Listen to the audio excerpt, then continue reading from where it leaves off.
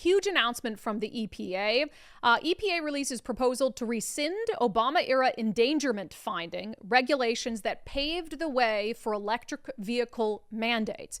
So a lot of this is going to focus on the auto industry, but I think it's really much larger than that.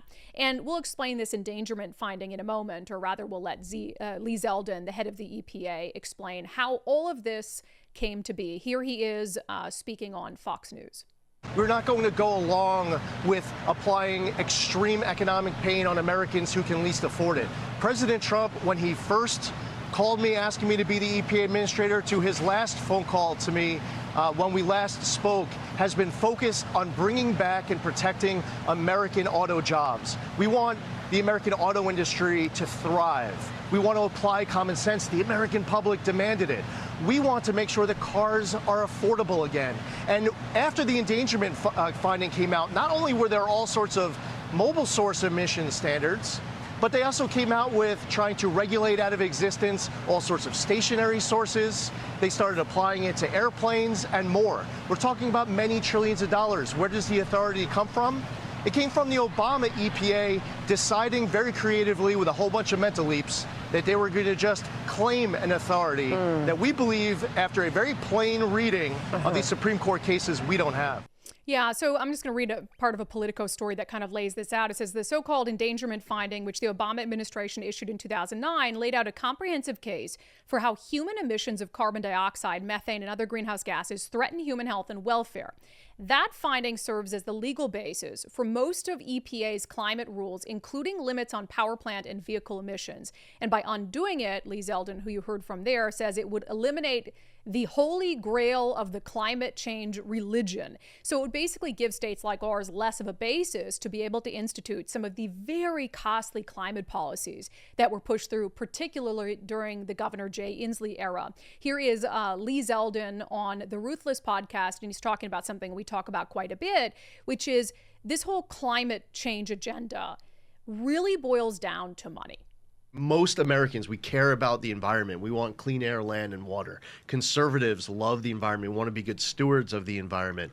There are people who then, in the name of climate change, are willing to bankrupt the country. Yep. In the name of environmental justice, they will get tens of billions of dollars appropriated to their friends rather than actually remediating environmental issues. So they created this endangerment finding, and then they were able to put all these regulations on vehicles, on airplanes, on stationary sources to basically regulate out of existence, in many cases, a lot of forms of segments of our economy. Yeah, and all of that drove costs up. We talk about it on the show all the time. You know, that's the basis really for the Climate Commitment Act, and this idea that we have to put a price on carbon so that polluters have to buy it, and then it drives up everything. Gas, cost of groceries as a result, cost of energy, which is through the roof. Our state has brought in $4 billion, as we discussed on the show yesterday, through the Climate Commitment Act since it took effect at the beginning of 2023. And only a small fraction of that has actually been used to reduce greenhouse gas emissions. It's going to climate equity projects. It's going to studies, to growing the size of government. It's going to help cities and counties plan for climate change. It's insane. And a lot of it, millions of dollars, goes into the pockets of cronies and allies. There was a state senator who was vital in getting the Climate Commitment Act passed. What did he do as soon as the CCA became law? He got the hell out of Olympia and that, $70,000 a year career. I didn't even think it's that. And now he's making millions of dollars working with an environmental company that's being funded in part by the CCA, that gets money from the CCA that he created. It's so obvious when you look at it. And when he says, Lee Zeldin, that this has become political, right? It's impossible to ignore that element, that this has become political, or else at least 70% of the money coming in through the CCA would be used to actually tackle greenhouse gas emissions. Instead, it's going to nonsense. That's how you know it's political, but also in the response from our Attorney General, Nick Brown. He wrote after this, as Washington battles wildfires and the nation swelters under extreme heat, Donald Trump and his EPA want to gut the rules regulating harmful climate pollution. The endangerment finding that EPA wants to undo is a sound, science-based finding that greenhouse gases endanger the public health and public welfare of current and future generations. If the president is successful, that danger will still exist. The federal government just won't do anything about it. My office has been aware this was in the works, and I will consider all options if EPA continues down this cynical path. We won't stand by as our children's future is sacrificed to appease fossil fuel interests. And so he's going to sue over it. He sues over everything. But that first sentence, as Washington battles wildfires, I don't seem to recall him saying anything a couple weeks ago when his buddy Bob Ferguson, the governor of the state of Washington, and his party, the Democratic Party, slashed funding for wildfire preparedness in Washington state.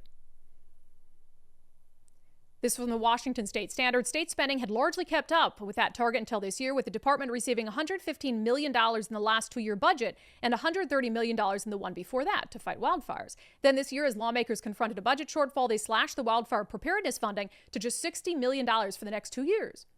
Now, if Nick Brown were really worried about wildfires, were really worried about them tearing through our state, he would have sent out a post with his concern over that, saying, hey, you know, we're in this dangerous situation. He could chalk it up to climate if he wants to, extreme temperatures, climate change. This is not the time to cut funding for wildfires.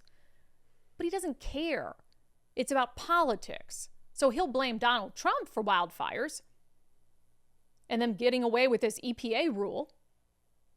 But he won't look at his own party and say, yeah, we're not making wildfires any better either, because it's all about politics. It's all about scoring points. And it's all about what? Blaming Orange Man bad. Now, I still don't know how exactly this EPA rule change would affect the Climate Commitment Act. You might recall that as soon as Trump took office a second time, he directed his agencies to look at some of these, I don't know how he characterized them exactly, but like policies that go against American energy independence. And so one of the policies I know that's on the radar of the federal government is Washington's Climate Commitment Act, and states like California that have a similar carbon market. So if the federal government can be the one to do away with the CCA because voters wouldn't repeal it, that would be fantastic. And we already know that the federal government has made substantial progress in trying to do away with these impossible to implement electric vehicle goals. Like, we don't even have enough infrastructure to charge all the electric vehicles they say they want to have by a date uncertain. So this is good. Even, you know, Todd Myers at the Washington Policy Center, he isn't the biggest Trump fan, but he is a fan of the environment. And he's been very supportive of what Donald Trump has done with these environmental regulations that don't actually improve the environment. They just make everything more expensive for the working class. So the environment doesn't change, but everyone gets poorer, and the politicians and their cronies and allies get richer as a result. Ridiculous. That is such good news.